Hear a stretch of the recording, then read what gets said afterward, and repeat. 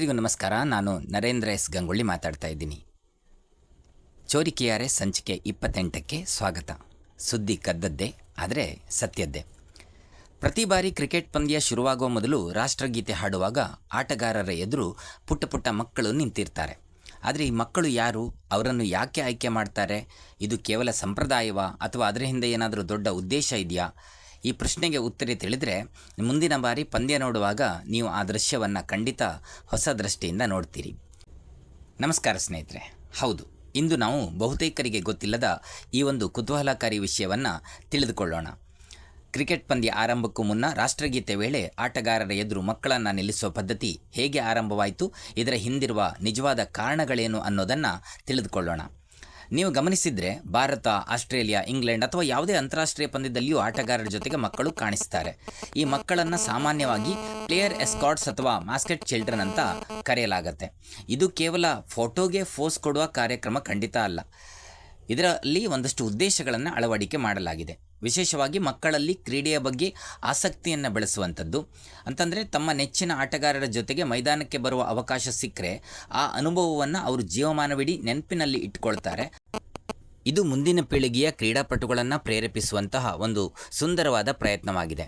ಇನ್ನೂ ಒಂದು ಕಾರಣ ಇದೆ. ರಾಷ್ಟ್ರಗೀತೆ ಮೊಳಗುವಾಗ ಸಾವಿರಾರು ಪ್ರೇಕ್ಷಕರ ನಡುವೆ ತಮ್ಮ ದೇಶದ ಆಟಗಾರರೊಂದಿಗೆ ನಿಲ್ಲುವ ಅನುಭವ ಮಕ್ಕಳಲ್ಲಿ ದೇಶದ ಬಗ್ಗೆ ಹೆಮ್ಮೆ ಮತ್ತು ಗೌರವವನ್ನು ಹೆಚ್ಚಿಸ್ತದೆ. ಈ ಮೂಲಕ ದೇಶಪ್ರೇಮ ಮತ್ತು ಗೌರವದ ಭಾವನೆಯನ್ನು ಬೆಳೆಸಲಿಕ್ಕಾಗಿ ಇದೊಂದು ಪದ್ಧತಿಯನ್ನು ಮುಂದುವರಿಸ್ಕೊಂಡು ಬರ್ತಾ ಇದ್ದಾರೆ. ಅದರ ಜೊತೆಯಲ್ಲೇ ಕ್ರಿಕೆಟ್ ಒಂದು ಕುಟುಂಬ ಸ್ನೇಹಿ ಕ್ರೀಡೆ ಎನ್ನುವ ಸಂದೇಶವನ್ನು ಕೂಡ ಈ ಮೂಲಕ ನೀಡಲಾಗ್ತದೆ. ಮಕ್ಕಳು ಮೈದಾನದಲ್ಲಿದ್ದರೆ ಪಂದ್ಯ ಆರಂಭದ ವಾತಾವರಣ ಹೆಚ್ಚು ಸಕಾರಾತ್ಮಕ ಮತ್ತು ಆಕರ್ಷಕವಾಗ್ತದೆ ಎನ್ನುವುದು ಇದರ ಹಿಂದಿರುವ ಮತ್ತೊಂದು ಉದ್ದೇಶ. ಇನ್ನು ಇದಕ್ಕೆ ಮಕ್ಕಳನ್ನು ಹೇಗೆ ಆಯ್ಕೆ ಮಾಡಿಕೊಳ್ತಾರೆ ಅನ್ನುವಂಥದ್ದು ಮುಖ್ಯ ಆಗುತ್ತೆ. ಸಾಮಾನ್ಯವಾಗಿ ಶಾಲೆಗಳು, ಕ್ರಿಕೆಟ್ ಅಕಾಡೆಮಿಗಳು, ಸಾಮಾಜಿಕ ಸೇವಾ ಸಂಸ್ಥೆಗಳು ಮತ್ತು ಪ್ರಾಯೋಜಕರು ನಡೆಸುವಂತಹ ವಿಶೇಷ ಕಾರ್ಯಕ್ರಮಗಳ ಮೂಲಕ ಇದಕ್ಕೆ ಮಕ್ಕಳನ್ನು ಆಯ್ಕೆ ಮಾಡಲಾಗುತ್ತೆ. ನಿಮಗೆ ಗೊತ್ತಿರಲಿ, ಅವರಿಗೆ ಪಂದ್ಯಕ್ಕೂ ಮೊದಲು ಒಂದು ಸಣ್ಣ ತರಬೇತಿಯನ್ನು ಕೂಡ ಈ ಬಗೆಗೆ ನೀಡಲಾಗ್ತದೆ. ಹಾಗಂತ ಈ ಪದ್ಧತಿ ಮೊದಲು ಆರಂಭವಾಗಿದ್ದು ಕ್ರಿಕೆಟ್ನಲ್ಲ ಅಂತ ಕೇಳಿದರೆ ಖಂಡಿತ ಅಲ್ಲ. ಈ ಪದ್ಧತಿ ಮೊದಲು ಫುಟ್ಬಾಲ್ನಲ್ಲಿ ಹೆಚ್ಚು ಜನಪ್ರಿಯವಾಯಿತು. ವಿಶೇಷವಾಗಿ 1998ರ ಫಿಫಾ ವರ್ಲ್ಡ್ ಕಪ್ ನಂತರ ಇದು ಜಾಗತಿಕವಾಗಿ ಹೆಚ್ಚು ಪ್ರಸಿದ್ಧವಾಯಿತು. ಈ ಟೂರ್ನಿಯಿಂದ ಪ್ರತಿಯೊಂದು ಪಂದ್ಯಕ್ಕೂ ಮುನ್ನ ಆಟಗಾರರೊಂದಿಗೆ ಮಕ್ಕಳು ಮೈದಾನಕ್ಕೆ ಬರುವಂತಹ ದೃಶ್ಯ ಸಾಮಾನ್ಯವಾಯಿತು. ನಂತರ ಇಂಟರ್ನ್ಯಾಷನಲ್ ಕ್ರಿಕೆಟ್ ಕೌನ್ಸಿಲ್ ICC ಆಯೋಜಿಸುವಂಥ ಅಂತಾರಾಷ್ಟ್ರೀಯ ಕ್ರಿಕೆಟ್ ಪಂದ್ಯಗಳಲ್ಲಿಯೂ ಕೂಡ ಈ ಸಂಪ್ರದಾಯವನ್ನು ಅಳವಡಿಸಿಕೊಳ್ಳಲಾಯಿತು.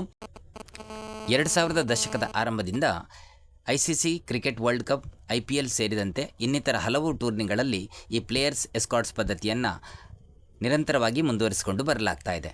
ಅದೇನೇ ಇರಲಿ, ಇತ್ತೀಚೆಗೆ ಒಂದು ವಿಶೇಷವನ್ನು ಗಮನಿಸಿರ್ಬೋದು. ಮೊನ್ನೆಯಷ್ಟೇ ನಡೆದ ಭಾರತ ಮತ್ತು ಐರ್ಲೆಂಡ್ ನಡುವಣ ಪಂದ್ಯದಲ್ಲಿ ಎಸ್ಕಾರ್ಟ್ ಟೈಮಲ್ಲಿ ನಮ್ಮ ವೈಭವ್ ಸೂರ್ಯವಂಶಿ ಎದುರುಗಡೆ ಯಾವೊಬ್ಬ ಬಾಲಕನನ್ನು ಕೂಡ ನಿಲ್ಲಿಸಿರಲಿಲ್ಲ. ಕಾರಣ ಇಷ್ಟೇ, ವೈಭವ್ ಸೂರ್ಯವಂಶಿ ಆತನೇ ಬಾಲಕನ ಕೆಟಗರಿಯಲ್ಲಿ ಬರ್ತಾನೆ. ಹಾಗಾಗಿ ಆತನ ಎದುರುಗಡೆ ಯಾವೊಬ್ಬ ವಿಶೇಷ ಬಾಲಕನು ಕೂಡ ನಿಂತಿರಲಿಲ್ಲ. ಅದೇನೇ ಇರಲಿ, ಮುಂದಿನ ಬಾರಿ ರಾಷ್ಟ್ರಗೀತೆ ವೇಳೆ ಆಟಗಾರರ ಎದುರು ಮಕ್ಕಳು ನಿಂತಿರೋದನ್ನು ನೋಡಿದರೆ ನಿಮಗೆ ಅದು ಕೇವಲ ಒಂದು ಸಂಪ್ರದಾಯ ಅಲ್ಲ, ಅದರ ಹಿಂದೆ ಇಷ್ಟೆಲ್ಲ ಚಂದದ ಉದ್ದೇಶಗಳಿರುವೆ ಅನ್ನೋದು ನಿಮಗೆ ತಿಳಿದಿರ್ತದೆ. ಎಲ್ಲರಿಗೂ ಶುಭವಾಗಲಿ. ಇನ್ನೊಂದು ಇಂಟ್ರೆಸ್ಟಿಂಗ್ ಸಂಗತಿಯೊಂದಿಗೆ ನಾಳೆ ಸಿಗ್ತೀನಿ. ಧನ್ಯವಾದಗಳು. Thank you.